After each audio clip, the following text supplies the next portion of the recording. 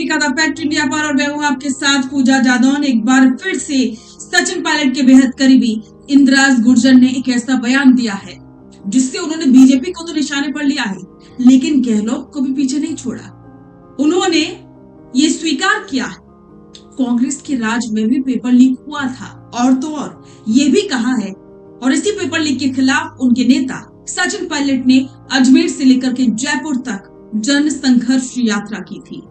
पैदल इस यात्रा के जरिए उन्होंने गहलोत सरकार को घेरा था। तो इस वीडियो में देखिए इसके सियासी मायने क्या है। बीजेपी के साथ साथ गहलोत सरकार पर भी निशाना साधने से इंदिराज गुर्जर क्या संदेश देना चाहती है। हमारी सरकार के समय भी पेपर लीक हुए थे। उस समय हमारे नेता सचिन पायलट ने युवाओं के हित में अपनी ही सरकार के खिलाफ मोर्चा खोला था। जब सचिन पायलट के सबसे करीबी माने जाने वाले पूर्व विधायक इंदिराज गुर्जर ने जब ये कहा तो राजनीति में भूचाल आ गया। राजनीति में अमूमन नेता अपनी पार्टी की कमियों को छुपाते हैं, लेकिन पायलट के सिपह सलाहकार ने न केवल सच को स्वीकारा बल्कि इसे भाजपा के खिलाफ सबसे बड़ा हथियार बना दिया। इंदिराज ने याद दिलाया कि साल 2023 में जब राजस्थान में कांग्रेस की सरकार थी और पेपर लीक की घटनाएं हो रही थी, तब युवाओं के दर्द को देखकर सचिन पायलट चुप नहीं बैठे थे। उन्होंने देश के भविष्य के लिए अपनी ही सरकार के खिलाफ मोर्चा खोला और चिलचिलाती धूप में अजमेर से जयपुर तक पैदल जनसंघर्ष यात्रा निकालकर नौजवानों के भविष्य की चिंता जाहिर की थी। अपनी सरकार का उदाहरण देते हुए इंदिराज गुर्जर ने सीधे तौर पर वर्तमान भारतीय जनता पार्टी के नेतृत्व की नैतिकता पर सवालिया निशान खड़े किए। गुर्जर ने ललकारते हुए पूछा है कि जब कांग्रेस के नेता युवाओं के मुद्दे पर अपनी सरकार के खिलाफ खड़े होने का साहस रख सकते थे, क्योंकि देश के भविष्य का सवाल था, तो आज देश और प्रदेश में हो रहे पेपर लीक मामलों पर भारतीय जनता पार्टी के नेताओं के मुंह पर ताला क्यों लगा है? वे इस मुद्दे पर बोलना क्यों नहीं चाहते? आज बीजेपी के भीतर का वो साहस कहाँ गायब हो गया है? इंदिराज गुर्जर का ये हमला यही नहीं रुका। उन्होंने बीजेपी के उस चुनावी नैरेटिव पर सबसे करारा प्रहार किया जिसमें वे मगरमच्छों को पकड़ने का दावा करते थे।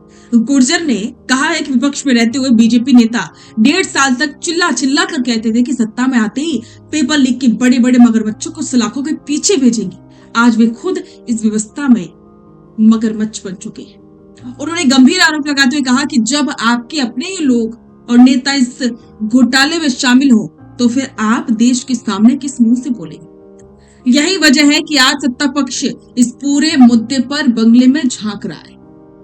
देशव्यापी नीट परीक्षा में हुई धांधली का जिक्र करते हुए उन्होंने कहा कि अगर आज भी सरकार में जरा सी भी नैतिकता और साहस बाकी है तो देश की शिक्षा मंत्री धर्मेंद्र प्रधान और नेशनल टेस्टिंग एजेंसी के चेयरमैन दोनों को अपने पद से तुरंत इस्तीफा दे देना चाहिए। राजनीतिक जानकार इस बयान के कई गहरे मायने भी निकाल रहे हैं। जानकारों का कहना है कि गुर्जर ने ये एक बार फिर से साबित करने की कोशिश की है कि सचिन पायलट गुट ही युवाओं की आवाज बनकर सबसे पहले सामने आता है, चाहे बीजेपी की सरकार हो या फिर कांग्रेस की। तो इस पर आपके विचार कमेंट बॉक्स में साझा करें और बने रहें द फैक्ट इंडिया के साथ। रुकिए और जरा ध्यान से सुनिए। क्या आप हमारी इन खबरों से अपने व्यापार को भी बढ़ाना चाहते हैं?